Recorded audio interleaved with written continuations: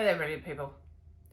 So today I want to talk about the thing that more than anything else just kills your intuition. So what is this thing? This thing is shame.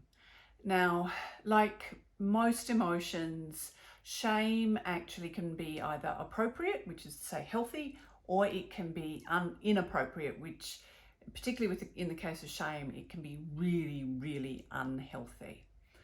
So what is appropriate shame, or what is shame in general? Shame is actually what we feel when we are out of alignment with our true self, with who we really are.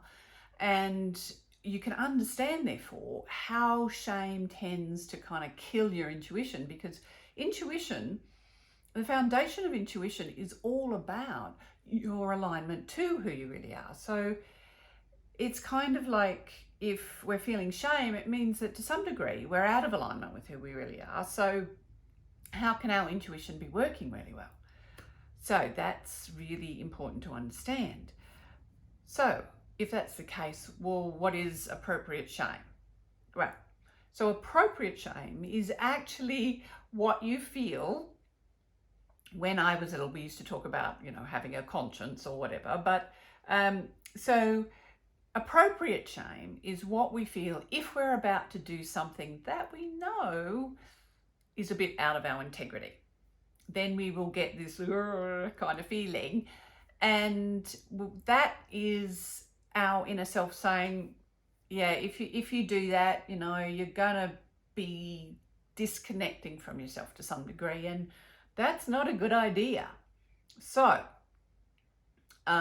what do we do when we feel appropriate shame? Well, of course, you want to get back into alignment with who you really are. Now, we might be feeling appropriate shame because we skipped down on a tab, or we actually said that we would do something and then we didn't, or whatever it is.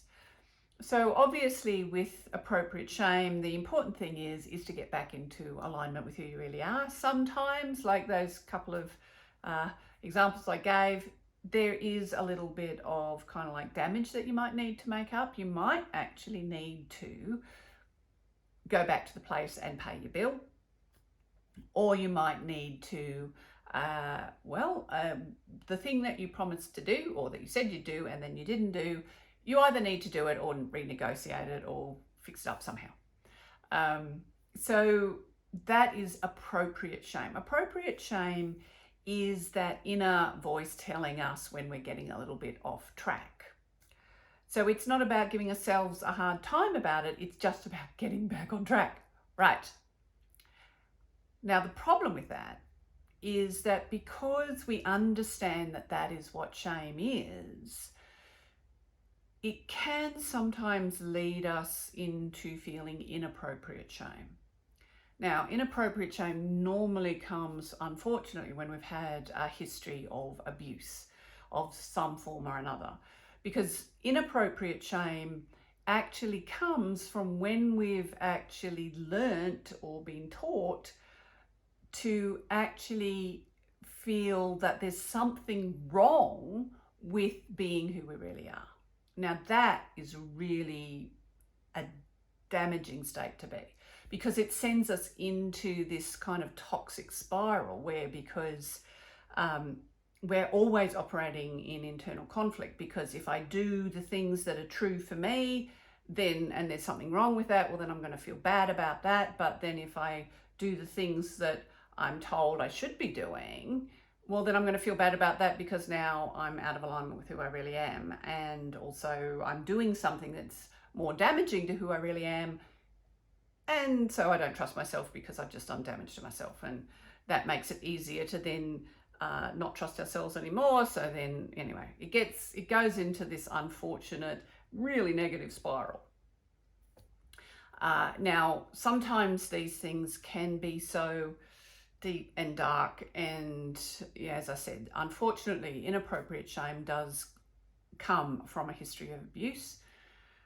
So if you feel that you may have gone through that, I'm really sorry. And you might need to get yourself some help.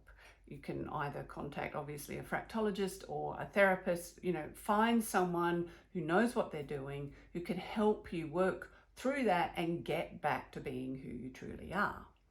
Because sometimes in order to heal inappropriate shame, we need to let go of that negative burden so that we can actually get to a point, and it's a pivotal moment in our life. We get to a point where we give ourselves permission to be who we really are.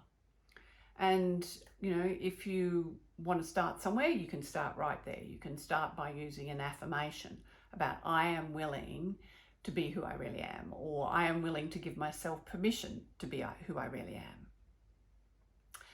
Or if you're feeling a bit stronger about it, you can even drop the willing part of it and even say, I now give myself permission to be completely who I truly am.